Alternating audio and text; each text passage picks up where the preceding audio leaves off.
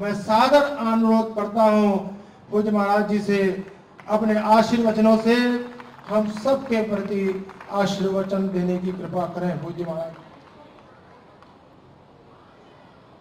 सत्य सनातन धर्म की, एक बार जोर से बोलेंगे आप सब मेरे साथ, बोले सत्य सनातन धर्म की, सत्य सनातन धर्म की, भारत माता की, भारत माता की, गौ माता की, गौ माता की, गंगा माता की, गंगा माता की, आयो लाल, आयो लाल। गोरखपुर के महापौर डॉक्टर मंगलेश श्रीवास्तव जी, विधान परिषद के सदस्य और भारतीय जनता पार्टी के प्रदेश के उपाध्यक्ष डॉक्टर धर्मेंद्र सिंह जी, गोरखपुर ग्रामीण से विधायक श्री विपिन सिंह जी, पूर्व महापौर श्री सीताराम जायसवाल जी,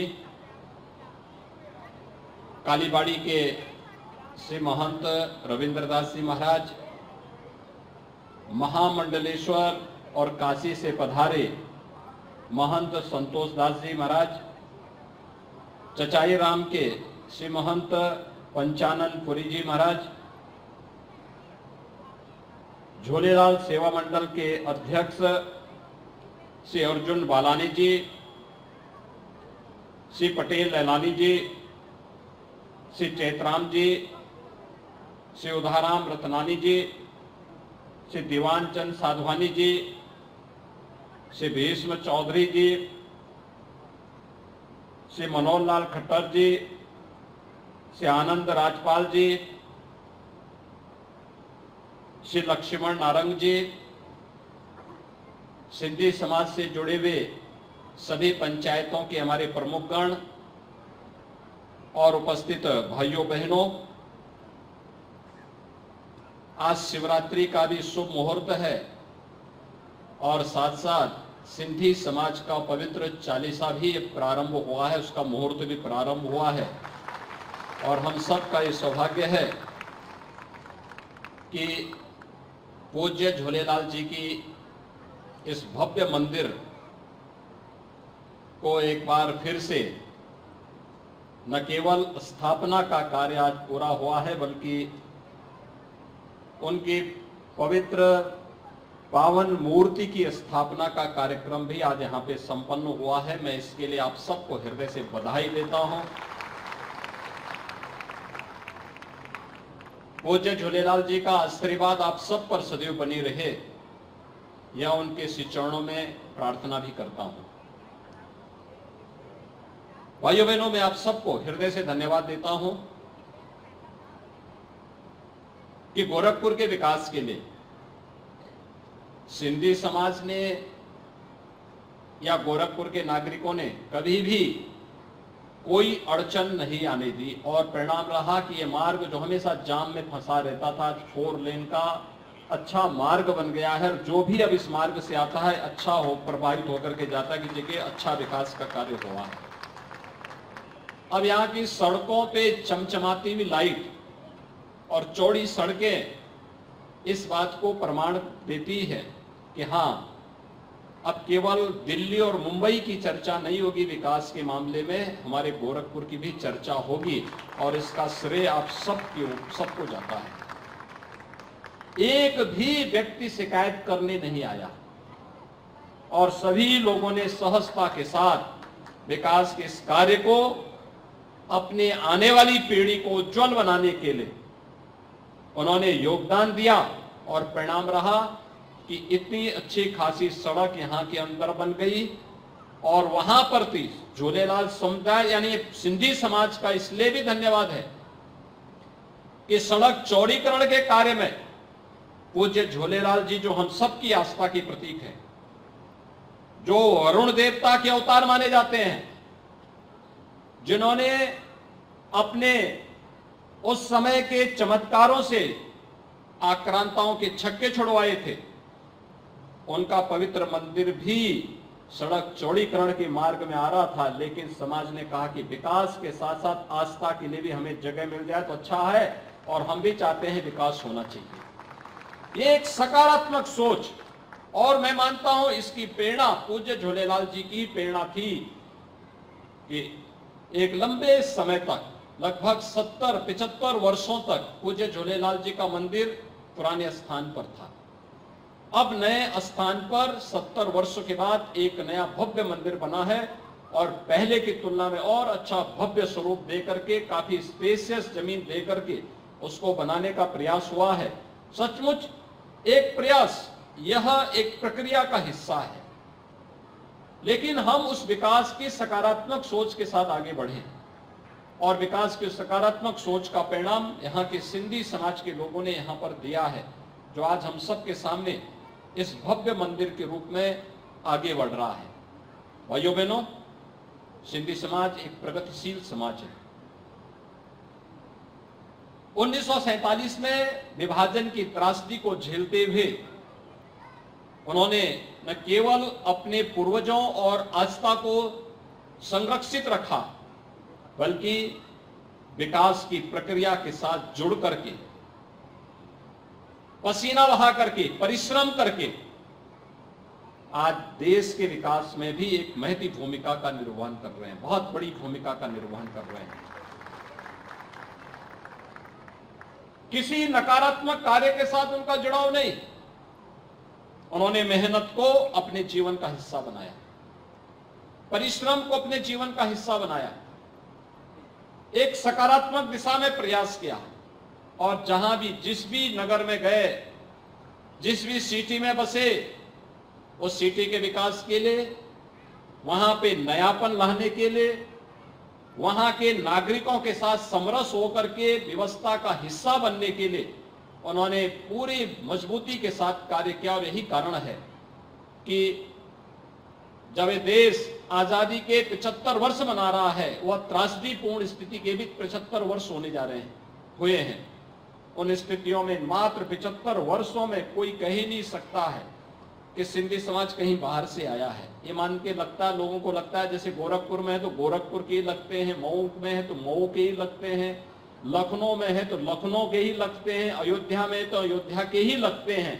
कोई भी अलग वो नहीं, बल्कि परंपरा और आस्था को बनाए रखते हुए भी स्थानीय समाज के साथ समरस होकर के, व्यवस्था का हिस्सा बनकर के सनातन हिंदू धर्म की मजबूती के लिए पूरी प्रतिबद्धता के साथ कार्य करना, ये सिंधी समाज की पहचान बन चुकी है। और आज उसका विकास की प्रक्रिया उन्हीं महापुरुषों के आशीर्वाद से आगे बढ़ रही है, जिनकी कृपा और जिनके विरासत को संरक्षित करते हुए सम और विषम परिस्थितियों में, क्योंकि जो लोग आए होंगे पार्टीशन के समय, उस समय उनके साथ वे कोई धन संपदा लेकर के नहीं आए होंगे, वे लोग तो एक त्रासदी से जूझ करके आए थे, किसी प्रकार से अपने बच्चों को, अपने आप को बचा करके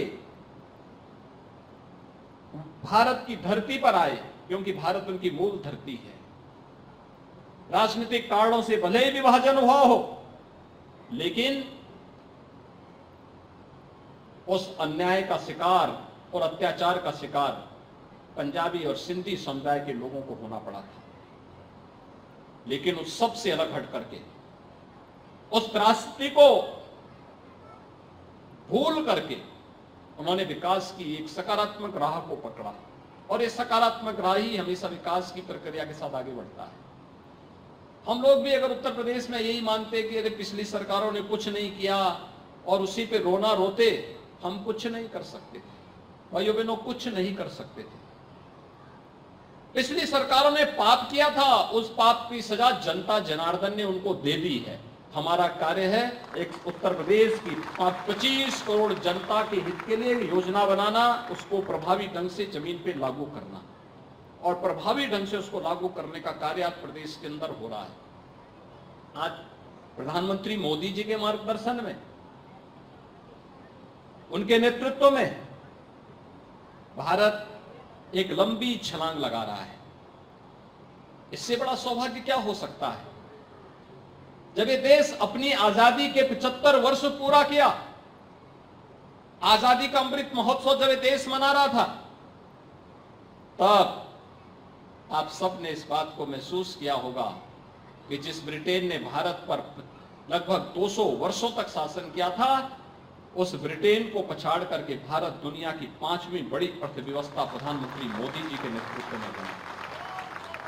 मोदी जी के नेतृत्व में भारत जो 5वीं बड़ी अर्थव्यवस्था बना, नेतृत्व मोदी जी का है, मार्गदर्शन मोदी जी का है, और परिश्रम और पुरुषार्थ आप सबका है, सब पूरे देश का है। 140 करोड़ लोग जब मोदी जी के नेतृत्व में एक साथ हुंकार भरते हैं, एक साथ परिश्रम करते हैं, एक साथ अपने कर्तव्यों का निर्वहन करते हैं, तब भारत दुनिया की 5वीं बड़ी अर्थव्यवस्था बनी। आज भारत दुनिया के G20 के देशों की अध्यक्षता कर रहा है।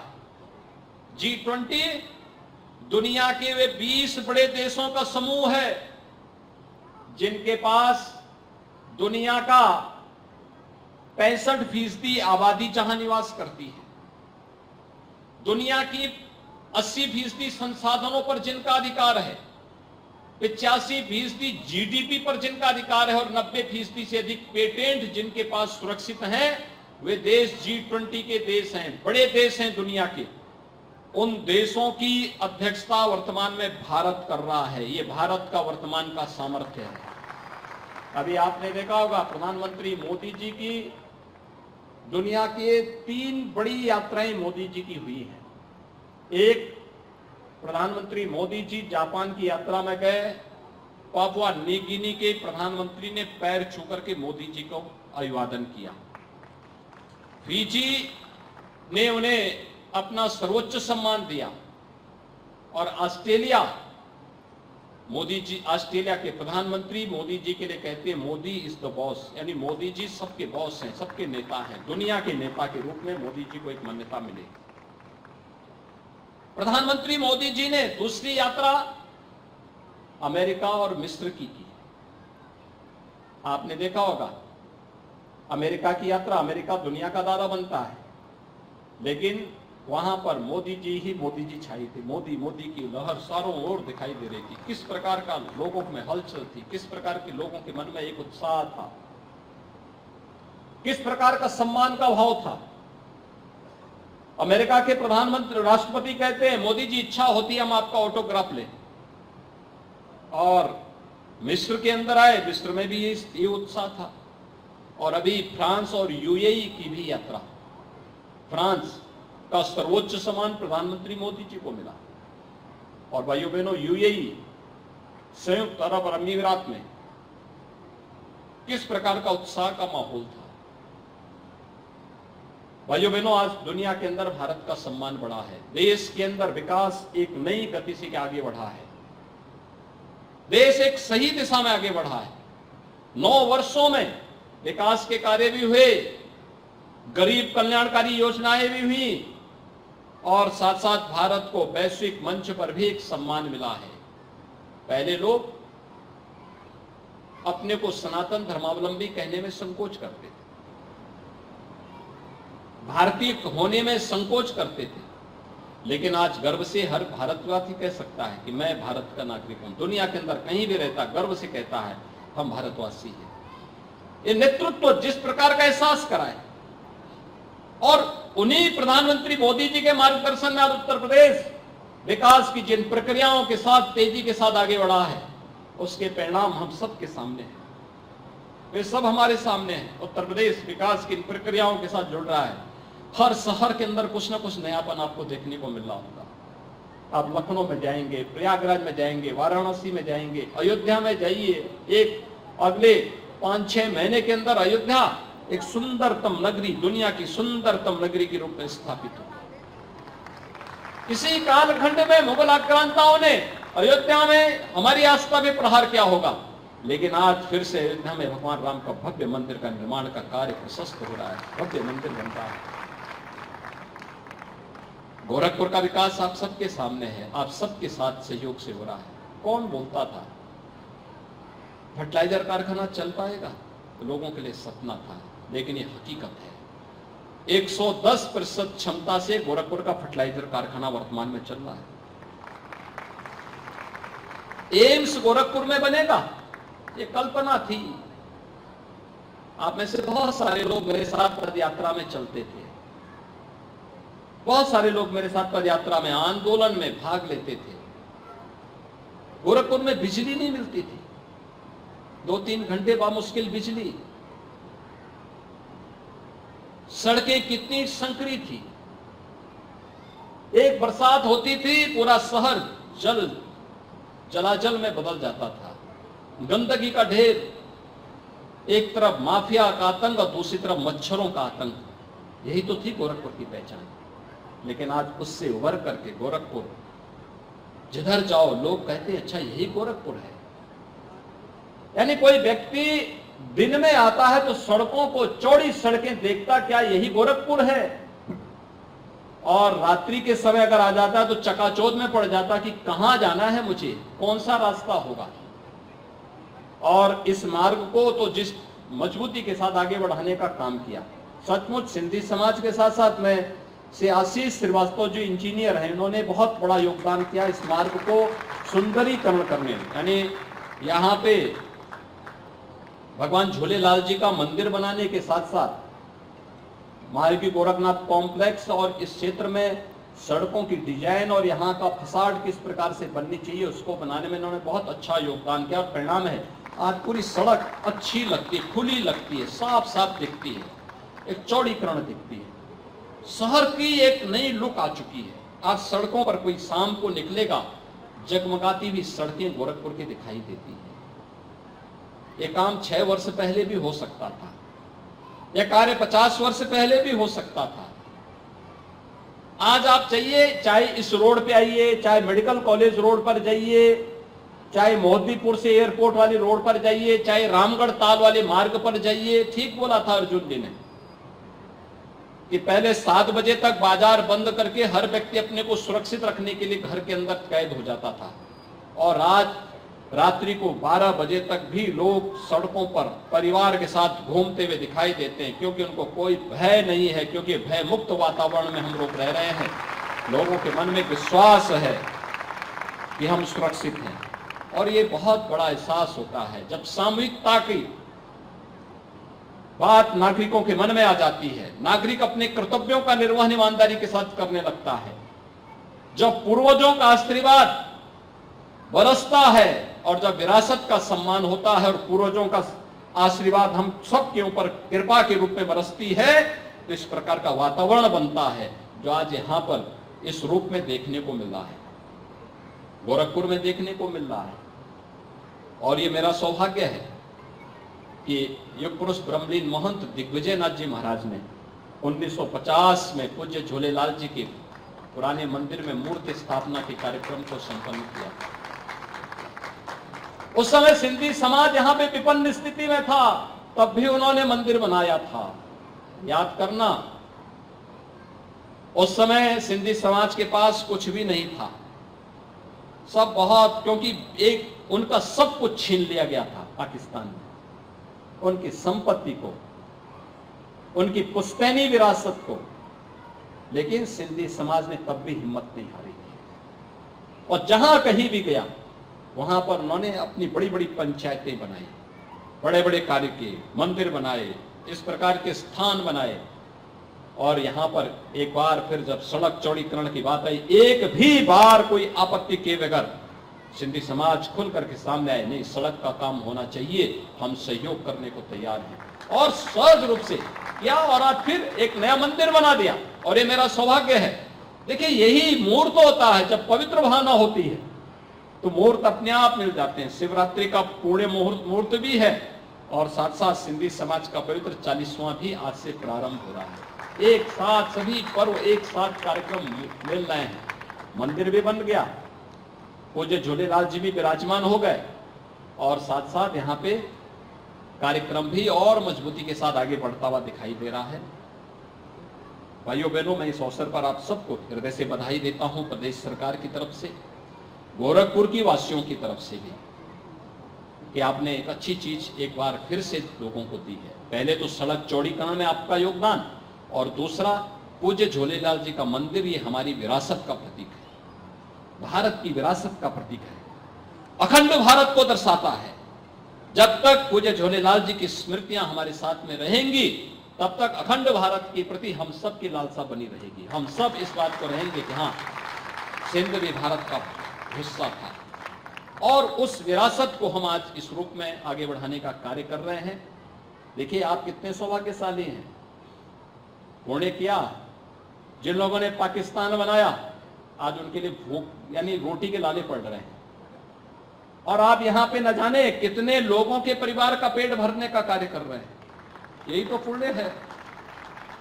यहां पे रह करके पूज्य झूलेलाल जी का मंदिर भी बना रहे हैं, और साथ साथ हर परिवार, सिंधी समाज का हर परिवार अपने साथ, कोई 1000 परिवार का, कोई 100 परिवार का, कोई 10 परिवार का पेट अतिरिक्त भरने का काम भी करता है। यही तो जीवन है।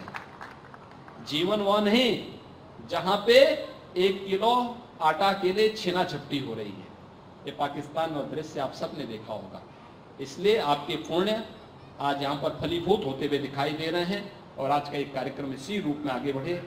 झूलेलाल सेवा मंडल जो यहाँ पर कार्य कर रहा है, अच्छा कार्य कर रहा है, बहुत अच्छा कार्य कर रहा है, और मैंने इस बात के लिए आश्वस्त करता हूँ कि यहाँ पर जो भी अन्य विकास की प्रक्रिया के साथ जुड़ने के लिए, पूज्य झूलेलाल जी की स्मृतियों को आगे बढ़ाने के लिए सरकार के स्तर पर जो भी सहयोग की आवश्यकता पड़ेगी, स्थानीय स्तर पर जो भी सहयोग की आवश्यकता पड़ेगी, हम सब हमेशा आपके साथ में हैं। मैं एक बार फिर से आप सभी को पूज्य झूलेलाल जी के इस पवित्र मंदिर की पुनर्स्थापना के लिए आप सबको कोटि कोटि बधाई देता हूं।